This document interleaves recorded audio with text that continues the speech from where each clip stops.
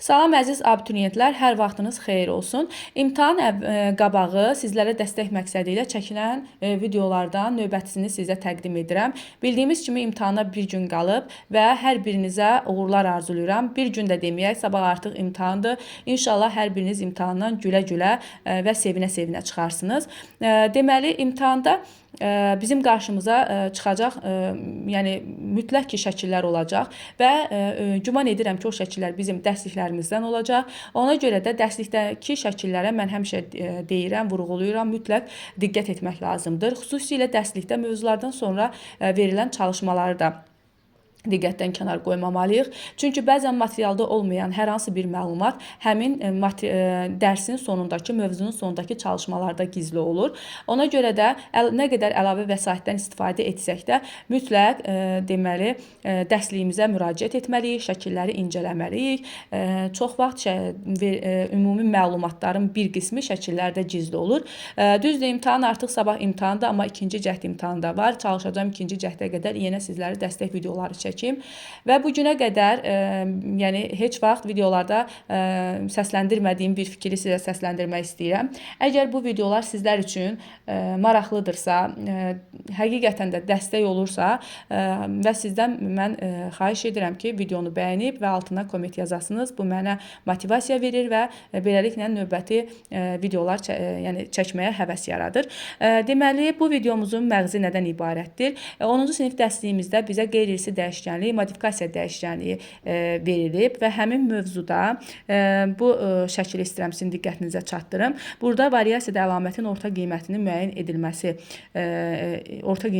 edilməsi üçün bir düstur verilib bizə. Bu düsturdan biz necə istifadə etməliyik? Elə məhz dərsliyimizdə verilən bu şəkil üzərində istəmişəm bunu sizə izah edim. Burada variasiyada əlamətin orta qiymətini müəyyən etmək üçün düstur təyin olunub. Ümumiyyətlə uşaqlar bilirik ki, mühit şəraitinin təsiri altında eyni genotipli fərdlərdə müxtəlif fenotiplərin, müxtəlif xarici görüntünün də belə deyək, yaranmasına modifikasiya dəyişkənliyi deyirik. Modifikasiya dəyişkənliyinin də hüdudları var ki, buna reaksiya norması deyirik. Modifikasiya dəyişkənliyi norması daxilində əlamətlərin dəyişməsi isə variasiya sırasını əmələ gətirir ki, burada variasiya sırasını görürük və bu variasiya sırasında biz əlamətlərin orta qiymətini müəyyən etməliyik.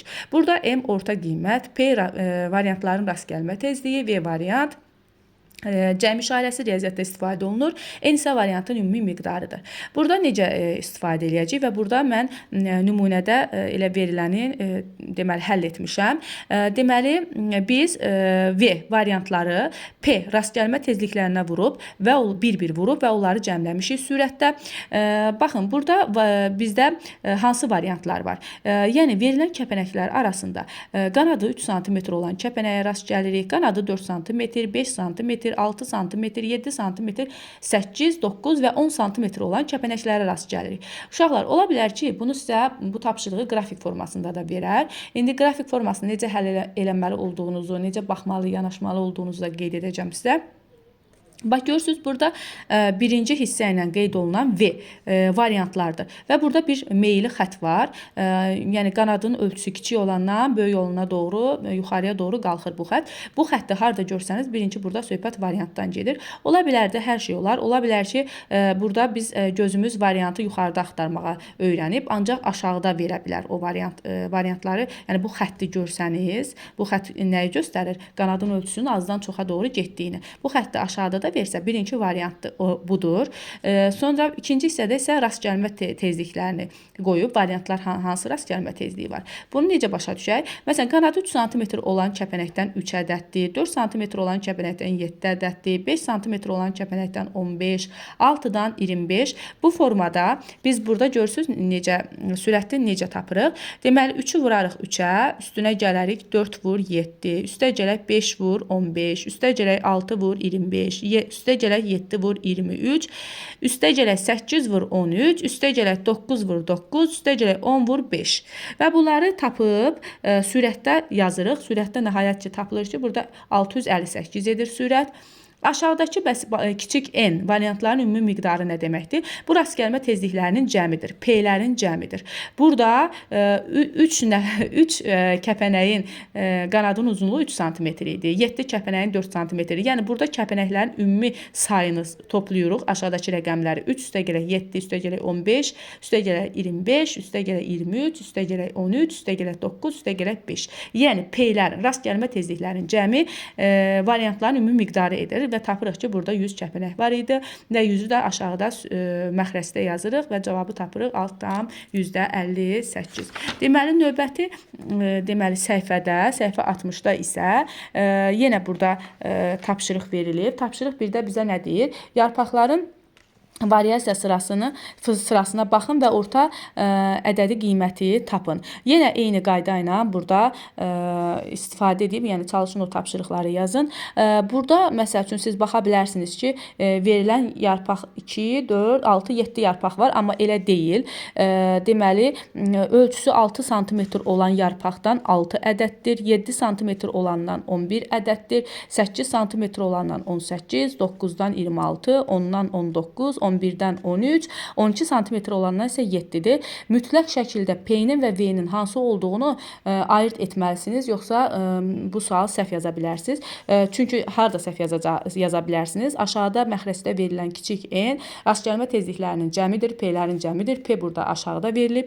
Yenə də əziz abituriyentlər, qeyd edirəm ki, bu xəttin diqqətlə baxmalısınız. Burada yarpağın ölçüsünün artımını göstərir. Ola bilər ki, onu aşağıda, birinci hissəni aşağıda, ikinci hissəni yuxarıda çəkib belə deyək də çaşqınlıq yaratmaq istəyərlər. Yəni bu pis variantda belə olar.